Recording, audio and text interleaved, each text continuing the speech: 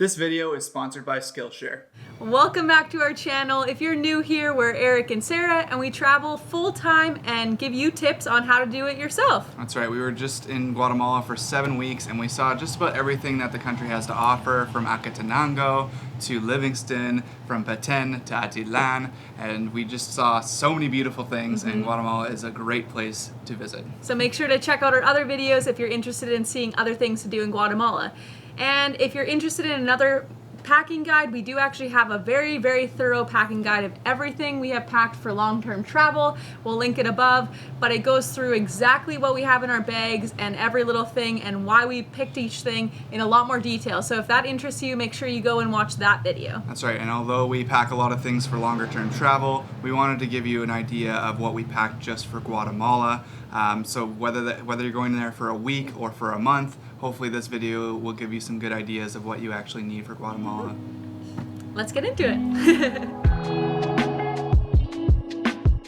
So the first thing they need to know about Guatemala is that it is known as the land of eternal spring. So it can get quite chilly in the mountains. It's warmer during the day, but at night, and especially like I said in the mountains, it can get quite cool. However, the further that you get away from the mountains, it can actually be quite hot. So you need to have things packed accordingly. A variety of clothes. So let's get into what we actually pack for clothes. So we're not going to go into how many of each thing we have because it really depends on the traveler. Yeah. So we have a few pairs of shorts. Yeah. We each have like 3 pairs of pants. We have a bunch of t-shirts. Eric doesn't really change super often. I don't really change that much. Usually I just have a couple different t-shirts, maybe like 3 or 4. Yeah. And then I have a few pairs of pants that I buy the exact same pairs of pants so that I can just switch out during laundry days. And I have a few more shirts. I maybe have like 10 tank tops or shirts because I like to, switch up my wardrobe a little bit, especially for photos and stuff. But every traveler is different in that way. Some people can get by with just 2 t-shirts and some people like a few more things. That's right. But as always, it's very important to pack a capsule wardrobe. We talk about that a lot in depth in our other video, but that always helps to save a lot of space. So make sure to just pack a few of everything every piece of clothing. That's right. Swimwear also, definitely bring some swimwear. If you go to certain parts of Guatemala, you'll be swimming a lot. In other parts, you won't be swimming at all. Yeah. But we found that when you do swim, it's usually just for like one day, and it's not like you need different pairs of swimsuits. Yeah, really. so I pretty much just have 1 pair of swimsuit and 1 towel, and that's kind of all you'll need. You don't really need multiple bathing suits. Definitely bring a microfiber towel because that kind of packs nice and small and also dries quite quickly. Mm-hmm. We also each still have a merino wool, long sleeve shirt, and this came in really handy just in the cold evenings and also when hiking Acatenango. It's really helpful to have kind of a warm base layer as well as a warm pair of socks as well. We only each brought 1 wool pair of socks, so you don't really need a lot, but it is nice when you need it to have that and pair. What's nice about merino wool is that if you don't have time to do a bunch of laundry, these actually kind of repel smell, I guess you could say. Yeah, merino wool is known for being good for the smell. they're really good for not stinking everything up. So. Yeah. And we did a little bit differently pack for Guatemala in the fact that we brought 1 nice outfit. I have kind of like a, I don't know, fake pair of jeans, jeggings kind of thing, and a nice cardigan. And I finally have a shirt with buttons. Yeah, a nice dress shirt. And we found in Guatemala that we actually really enjoyed having just 1 nice outfit, especially in Antigua. There was often times where we went out for drinks or to a restaurant with our friends, and it was nice to just kind of look like a little bit nicer, not wearing just t-shirt and shorts, which is great a lot of the time, but I would recommend, especially if you're going to visit Antigua, it's kind of nice to be able to dress up a little bit, at least for once in a while. And then as far as shoes goes, we both have a pair of runners. We actually hiked up Acatenango in these. If you haven't seen that video, go check that out. These were totally good basically throughout. These are the Black Diamond kind of circuit approach shoes. Yeah. Very good all-around travel shoe. Definitely check those out. Yeah. And we each have a pair of sandals. So I have Chacos, which were great for Semuc Champey, going in the water. It's great to have a pair of fully waterproof shoes. And Eric also has a pair of those. It's full of sand. But it's really nice. I love to just wear these types of sandals because they cover my toes. They're really sturdy. My feet don't fall out of them if we're going to be going through the crazy caving tour that we did in Semuc Champey. It's very nice to have very sturdy types of sandals. And I also have a pair of flip-flops because I just like wearing those when I can just slip them on and wearing them in the shower and stuff. And as far as warm clothes go, we both each have like a warm sweater or two and a warmer pair of pants. But I would say that the only time you really need like super warm clothing, like we have a buff and I have you have a toque, I have a headband. But the only time you need this kind of stuff, I would say, is hiking Acatenango. And most of the companies, especially if they're a good guiding company, have all that gear for you. So don't feel like you need to bring a down jacket and gloves and scarves and all those things, because it's not worth packing that along for your trip when all those guiding companies have those things to rent for a couple dollars. Yeah. Last but not least, hats. Always bring a hat for the sun, because even though like maybe you'll have a few rainy days there in the sun, especially in the mountains, it's really rough on your skin. Really got to watch for your skin, guys. Like we've had some serious burns in the past, and hats can at least help with some of that. Yeah, and so that's kind of all the key items for clothing. So now it's time to talk about electronics. So we obviously travel with a lot of electronics to be able to make these kind of videos, which, you know, subscribe to our channel, like this video to support us, because we really appreciate that. But the average traveler, you don't really need a ton of electronics. So we're just going to go through the ones that you might need for traveling to Guatemala. So first, a pair of headphones is really handy, especially for the buses. And we also have this little portable speaker with an awesome clip on here. We love this thing. We use it all the time to watch movies and just listen to music. It's really nice and small and lightweight, so really great to have. And of course, all of your chargers for everything, really necessary. And we also have laptops, which you don't necessarily need this unless you're working online, but maybe you would want an iPad or some sort of bigger surface to be able to contact home. That's right. So, and one note about these plugs is that in Guatemala they use just regular plugs, like the North American style. So you don't actually need any sort of converter or adapter for that. Yeah, we've never had any issues. But if you don't get a chance to charge your things while you're in your hotel, we also have this power bank, which is super helpful. We use this thing all the time. I honestly just rave about this thing because I can charge. We're obsessed. We can charge our phones like 4 or 5 times on this thing, just on one charge, and it's super nice for buses and just any time that you're like, oh, I couldn't charge my phone for whatever reason. Yeah, exactly. Or when the plugs are just in a very weird location the room. That's right. And so another thing that you could bring is a GoPro. Really nice to be able to capture at least some things of your trip. We didn't use our GoPro too much except for in Semuc Champey, at least for the waterproof capabilities.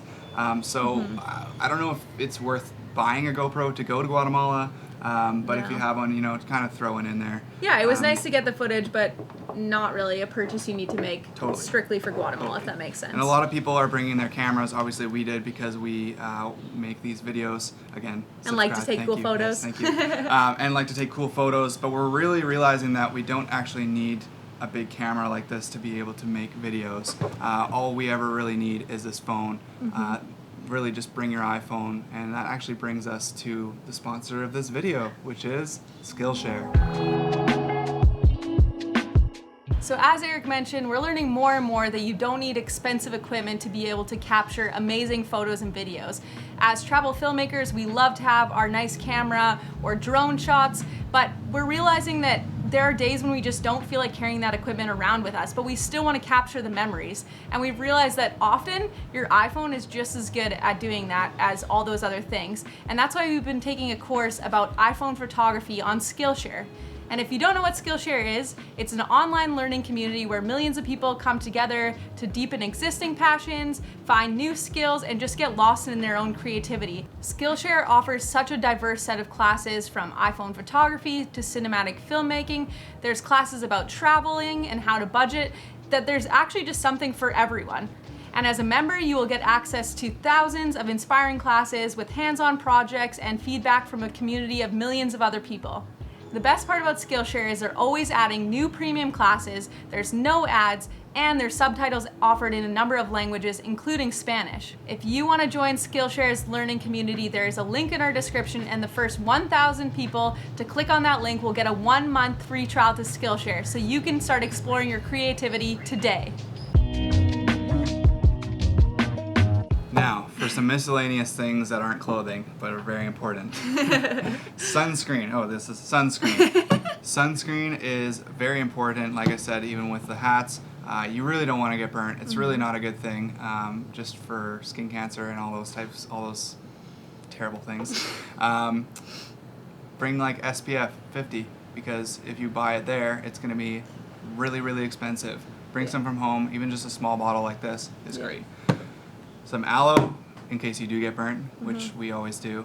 It's really nice because it just kind of heals your skin a little bit faster and doesn't make you a total bear like I am when I get burnt. What? That's not you at all. Another thing is bug spray. We use so much bug spray in Guatemala, especially in like the Lanquin, Semuc Champey, and Tikal area. So many bugs. Definitely get that. And for when that doesn't really work, you also got to get some afterbite for the bugs after the fact. So you're also not a bear when your legs are just scratched up. Oh my goodness, our feet. Anyways. That's a whole other video. Anti-nausea pills. When you take buses, buses are often from 10 to 12 hours sometimes. It can be pretty hairy. Yeah. I would definitely consider getting some anti-nausea pills. Also, there are some pharmacies there that you could potentially get these as well. Yeah, but just talk to your doctor about what ones are good for you, obviously, because we're not doctors. We're not. We also brought our binoculars now. If you watched our other packing video, you'll know we were so sad that we left these last year for some reason. So dumb. And now we have them. It's really awesome in Guatemala. There's a lot of really cool birds and a lot of cool animals, so it's just really fun to have if you have a pair and you like those kind of things. Yeah. If you don't like animals, then I guess you don't need to bring them. Yeah, then whatever. Sunglasses, obviously bring some sunglasses. There's some certain times, especially if you're on the lakes, it's really nice to have these, and obviously I don't need to explain sunglasses to you.